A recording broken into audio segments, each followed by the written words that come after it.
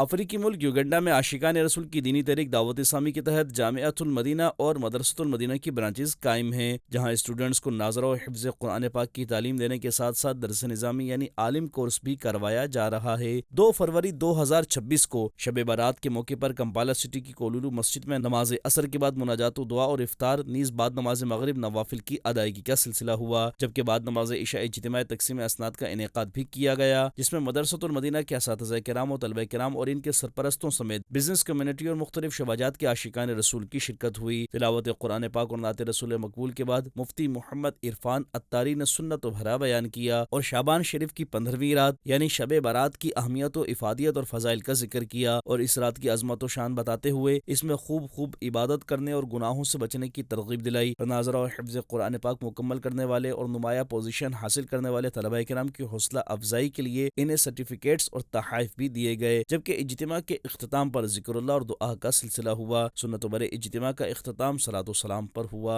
سنت و برے اجتماع کے بعد عاشقان رسول کے لیے سحری و خیر خواہی کا سلسلہ بھی کیا گیا۔ اس موقع پر مفتی محمد عرفان عطاری نے مدنی خبروں سے گفتگو کرتے ہوئے بتایا، الحمدللہ یہ طلبہ کرام کے ساتھ ہم یوگنڈا میں ہیں، مدرسۃ المدینہ یوگنڈا میں